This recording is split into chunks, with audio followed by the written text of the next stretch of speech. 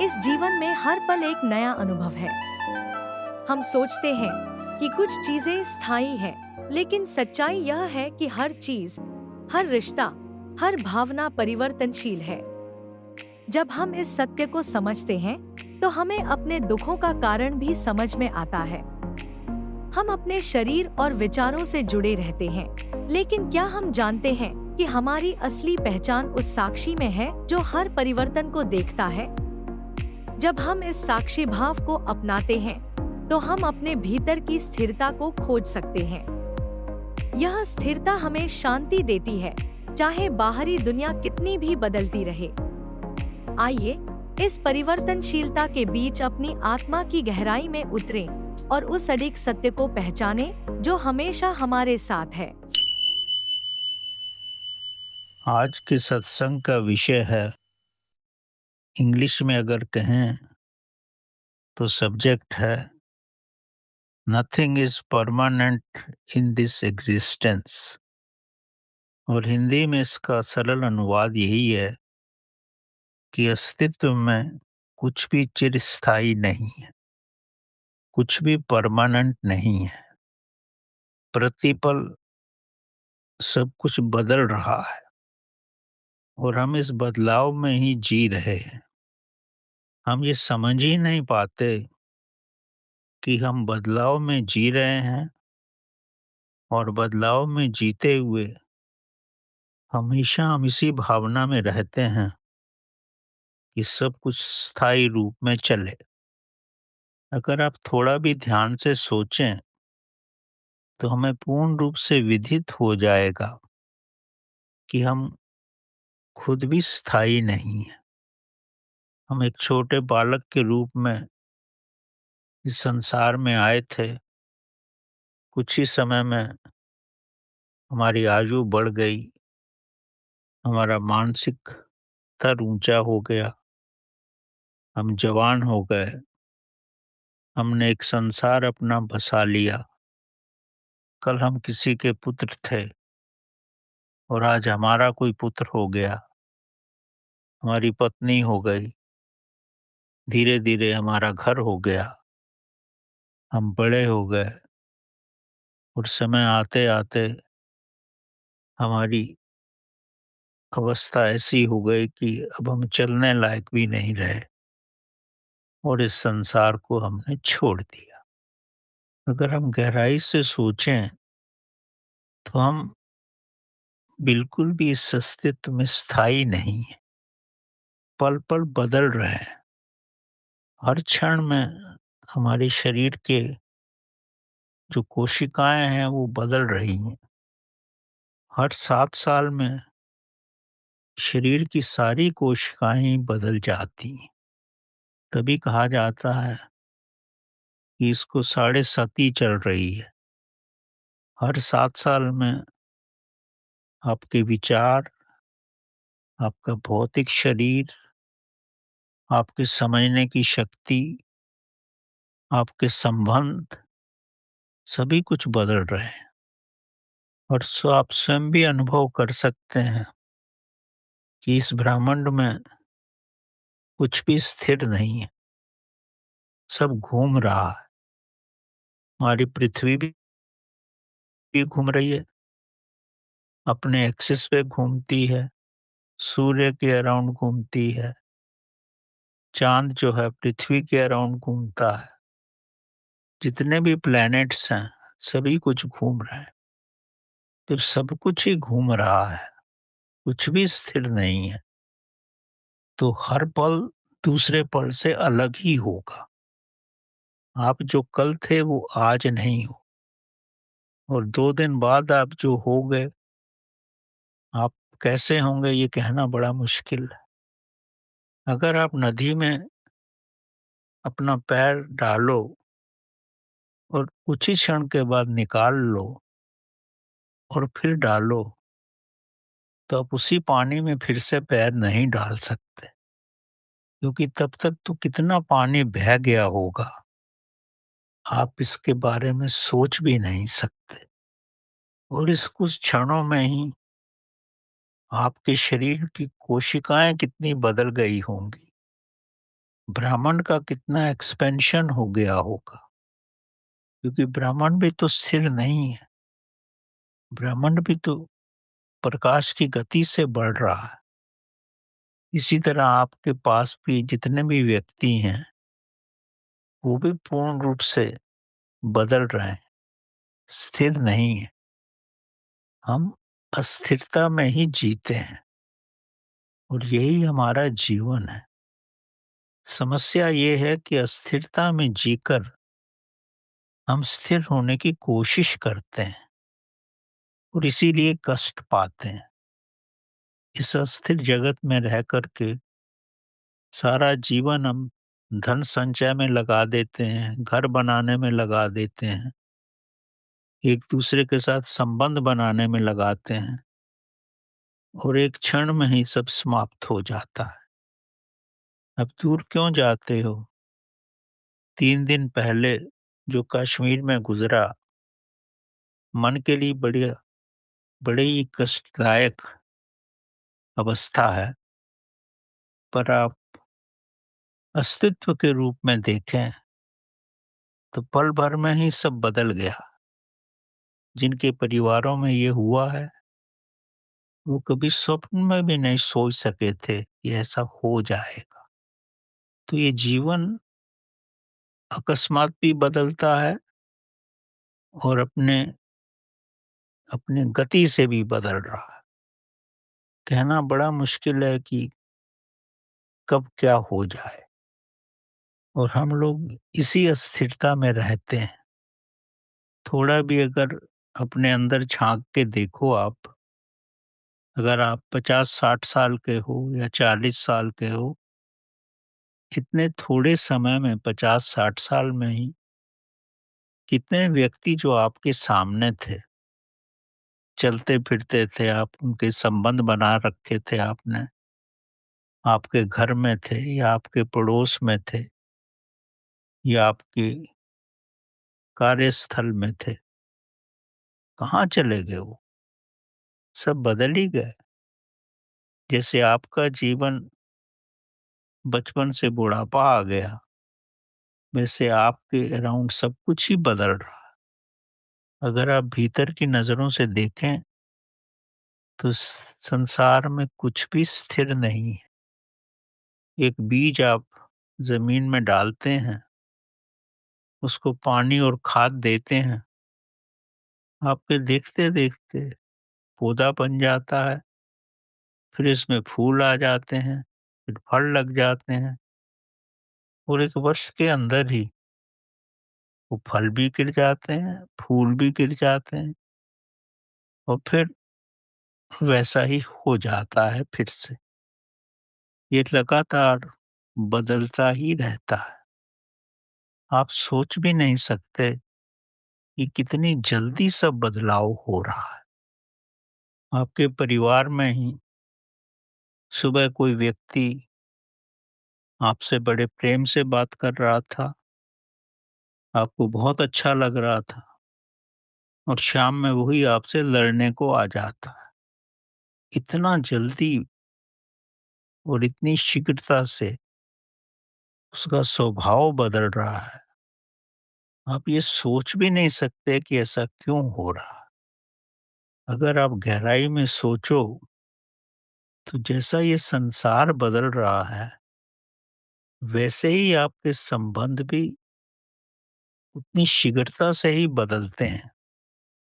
क्योंकि सुबह और शाम में अगर उस व्यक्ति में इतने बदलाव हुए हैं, तो आप ये समझ सकते हो कि उस पर जितने भी हमारे अराउंड प्लैनेट्स हैं, उसका असर हुआ है, क्योंकि प्लैनेट्स भी तो बदल रहे हैं। उसके माइंड पे उसका असर हुआ है, उसका अपना शरीर बदल रहा है, उसकी कोशिकाएँ बदल रही हैं, उसका उस पे उसका असर है। उसके अराउंड जितने भी विचार की तरंगें हैं, वो भी उसके मस्तिष्क को प्रभावित कर रही हैं। तो अगर वो सुबह अच्छा था और अब अच्छा नहीं है आपके साथ, तो ये मत समझो ये उसका कुछ दोष है, क्योंकि सारा अस्तित्व भी ऐसा है, सारा अस्तित्व ही बदल रहा है। जब सारा अस्तित्व बदल रहा है, तो कोई भी आपका संबंध स्थिर नहीं रह सकता। उसके विचार आपके प्रति स्थिर नहीं रह सकते। आप स्वयं के अंदर ही देखो, आज आप किसी को ठीक समझते हैं, अच्छा समझते हैं, उसकी बड़ी तारीफ करते हैं, 2 दिन बाद ही आपको लगता है कि आप गलती कर रहे हैं, वो इस योग्य नहीं है, क्योंकि आपने उसके अंदर बदलाव देख लिया है। अब बदलाव उस व्यक्ति ने तो क्रिएट नहीं किया है, उसने अपनी तरफ से तो कुछ नहीं किया है, सारा अस्तित्व बदल रहा है। किन किरणों का उस पे असर था, वो बदल गई। जिस समाज में रहता था, समाज के जितने विचार उसको प्रभावित कर रहे थे, वो भी बदल रहे हैं। जिन व्यक्तियों के साथ वो समय गुज़ारता था, वो भी बदल गए हैं, तो व्यक्ति भी बदल जाएगा, आप खुद भी बदल जाओगे। तो ये सारा संसार बदलाव का ही एक रूप है, इसमें आप कुछ भी नहीं कर सकते। आपको ये समझना बहुत ज़रूरी है कि अस्तित्व में कुछ भी चिरस्थायी नहीं है, हर पल ही सब कुछ बदल रहा है। उदाहरण के तौर पर अगर आप किसी से बातचीत कर रहे हो, वो आपकी बात ध्यान से सुन रहा है, आप सुन रहे हो, बड़ी कॉर्डियलिटी सब कुछ चल रहा है। लेकिन आप थोड़ी ही देर में देखोगे कि उसका स्वभाव बदल गया। आपको बड़ा आश्चर्य होगा, ऐसा क्यों हो गया? इसके पीछे भी बहुत बड़ा विज्ञान है। इसको हम स्वर विज्ञान कहते हैं। जब आप दोनों ही बातचीत कर रहे थे, अगर आपका श्वास राइट नोस्ट्रिल से चल रहा था और उसका भी राइट नोस्ट्रिल से चल रहा था, तो आप में बड़ी कॉर्डियलिटी रहेगी। आपको उसके विचार अच्छे लगेंगे और उसको आपके विचार अच्छे लगेंगे। लेकिन हर आधे घंटे में हर व्यक्ति की श्वासों की गति बदल जाती है। आप तो दाएँ नाक से ही साँस ले रहे हैं, लेकिन उसके साँस की जो गति है, दाएँ से बाएँ की तरफ हो गई। अब जो भी आप उसको कुछ बोलोगे, वो इतनी सरलता से आपकी बात से सहमत नहीं होगा, क्योंकि उसकी फ्रीक्वेंसी बदल गई है। तो आपको आश्चर्य होगा, थोड़ी देर पहले तो मेरी हर बात को मान रहा था और अब वो नहीं मान रहा है। तो यह प्रश्न ये होता है, जब इतना जल्दी बदलाव हो, तो आपको ये समझना चाहिए कि दूसरे व्यक्ति का दोष नहीं है, दोष आपका भी नहीं है।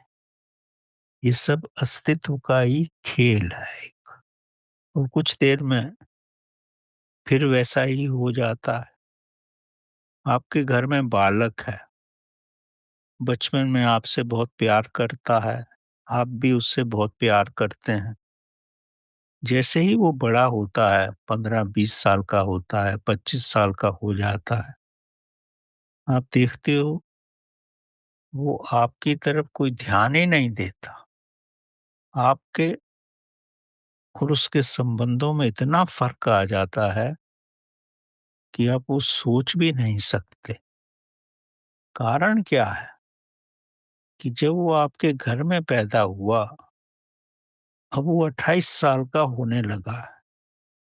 इस 28 सालों में 4 बार उसके भौतिक शरीर का निर्माण बदल गया, उसके सेल्स बदल गए।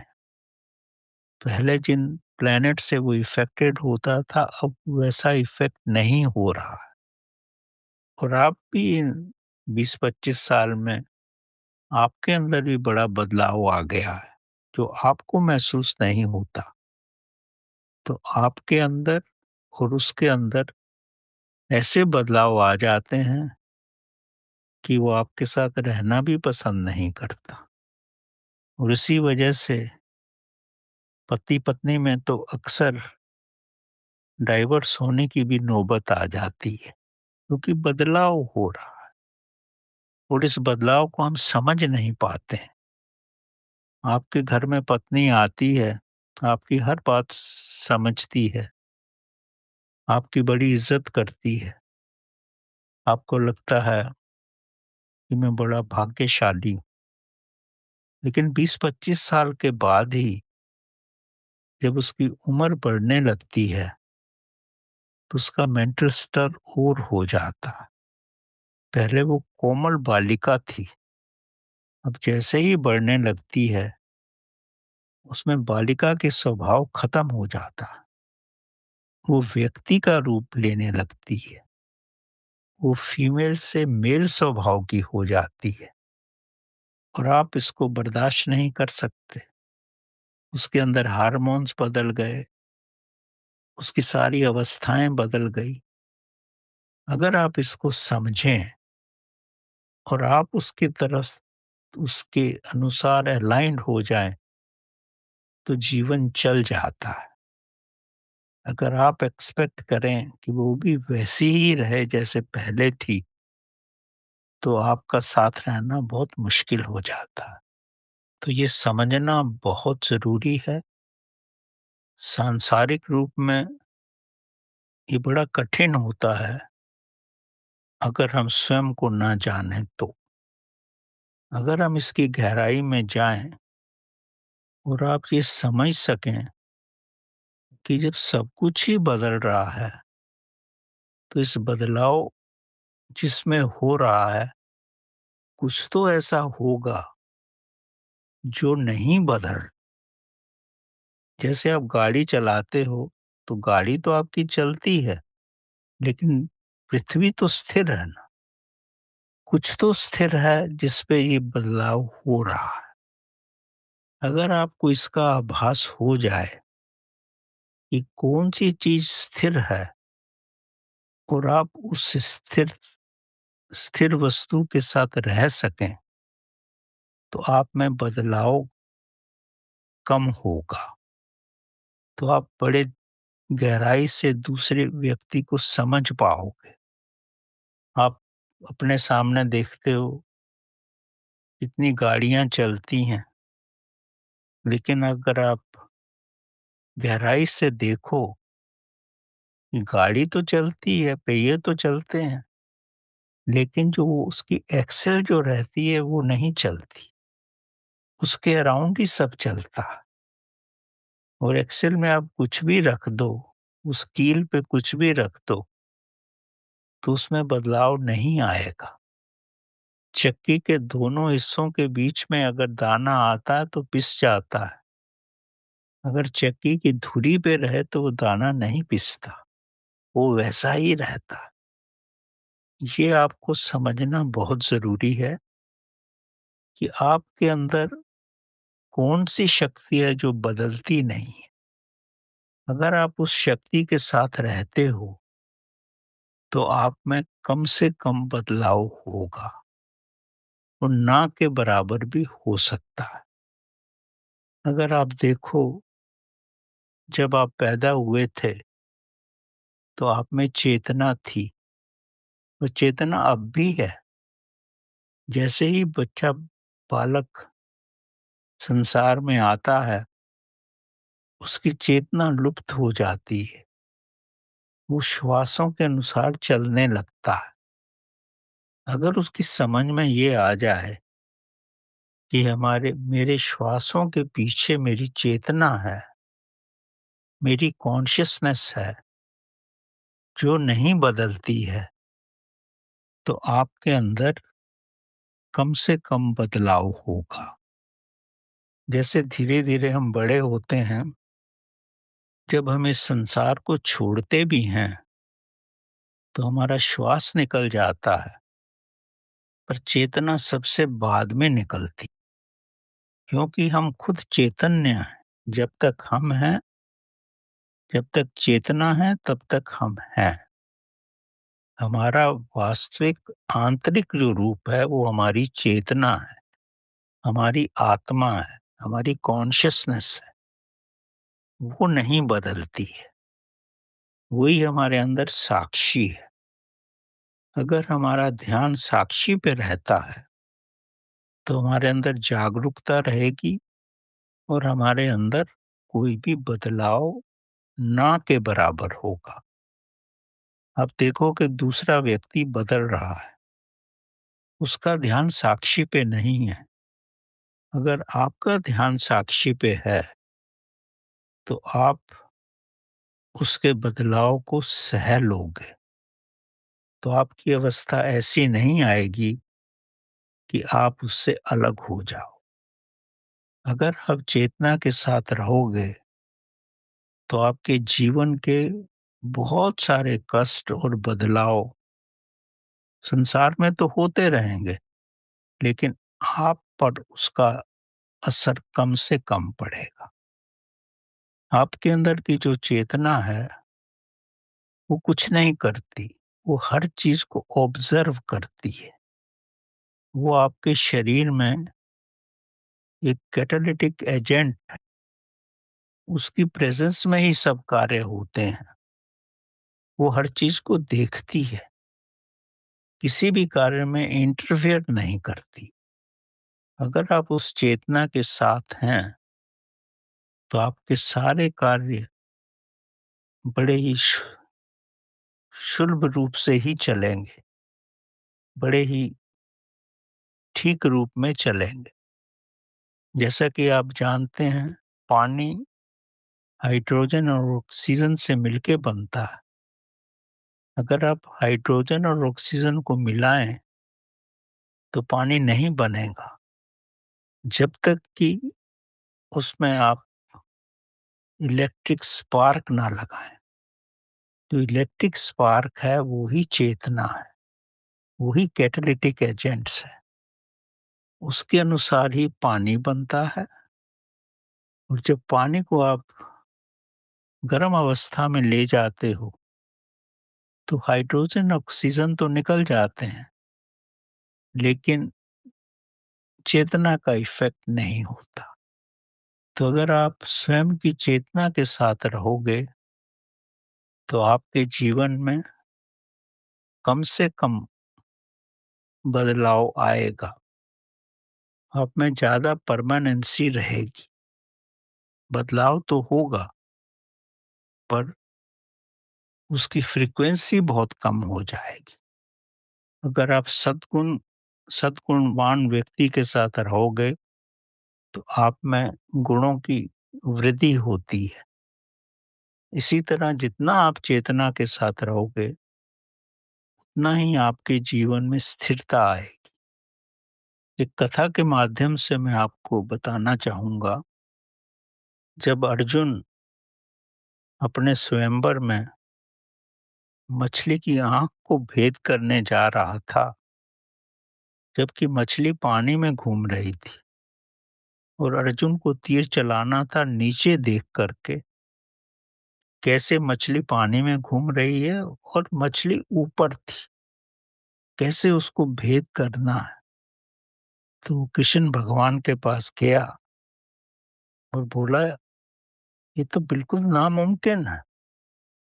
कृष्ण भगवान ने बताया, तो अपने विद्या में प्रागण, तेरे को पूर्ण सिद्धि प्राप्त है, तू प्रवीण है अपनी विद्या में, लेकिन जब तक तू चेतना का सहारा नहीं लेगा, परमात्मा का सहारा नहीं लेगा, तो उस क्षण में तू मछली की आंख को नहीं भेद सकता।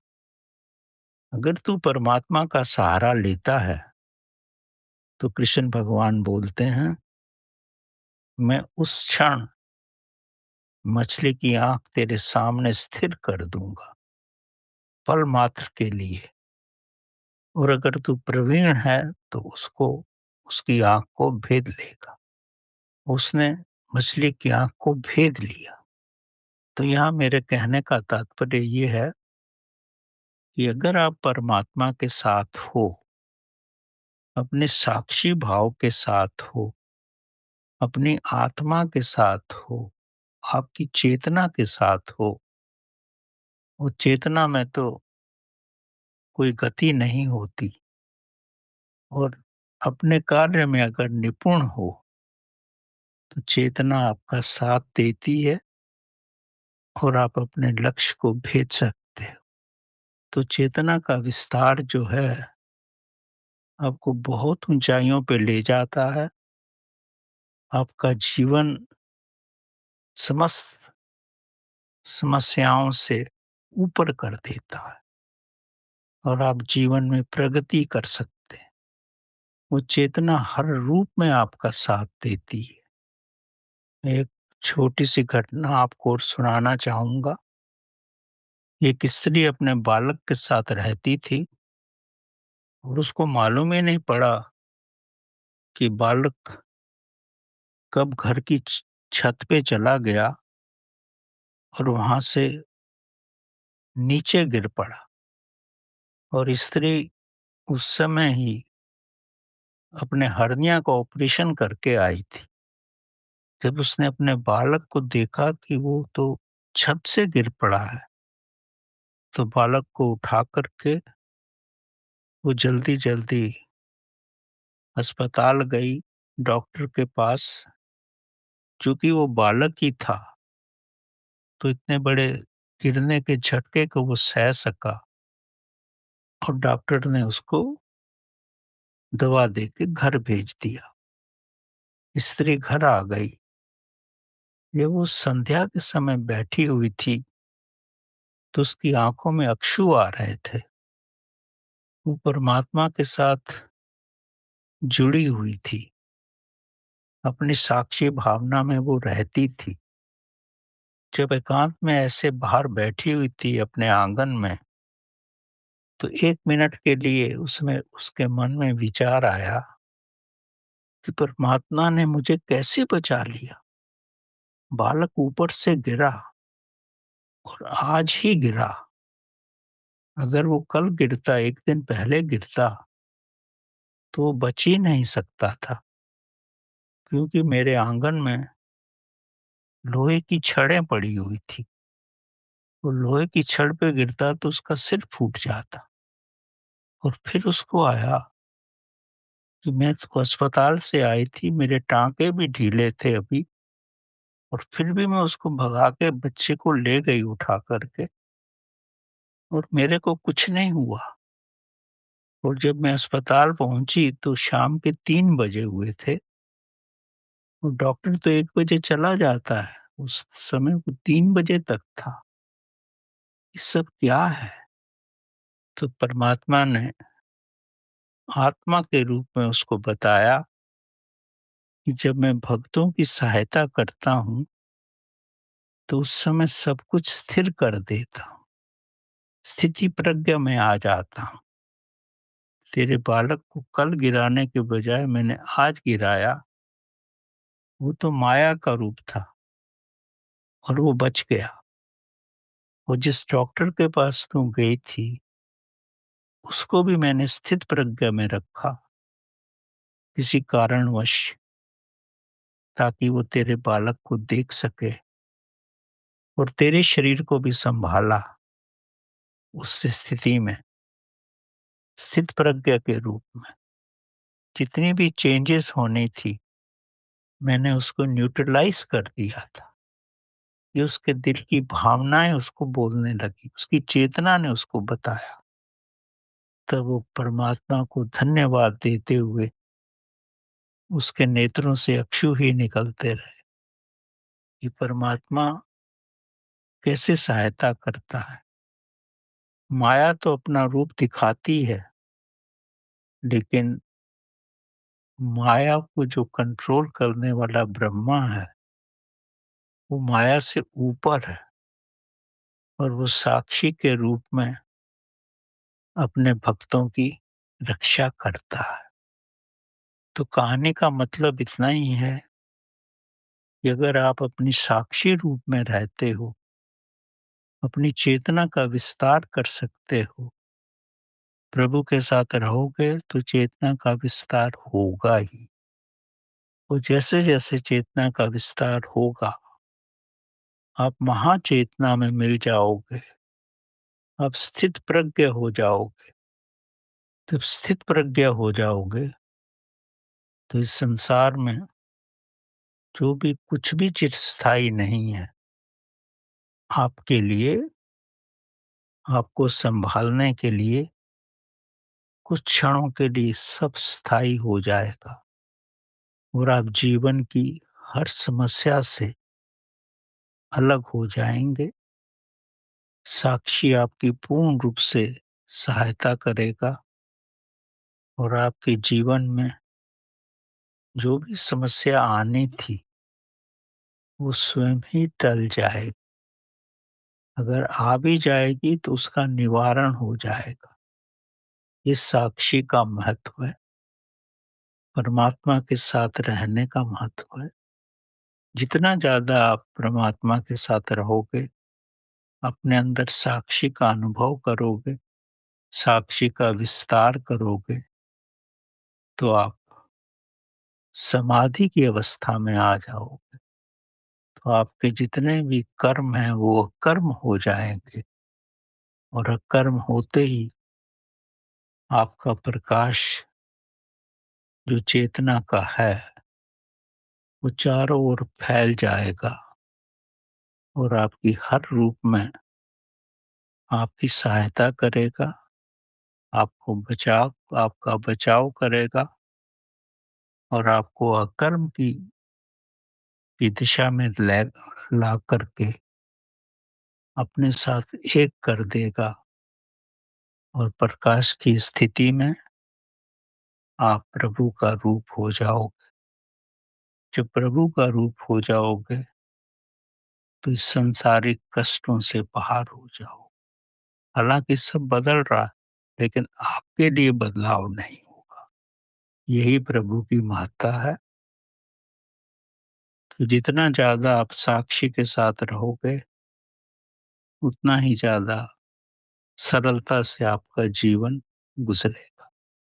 धन्यवाद।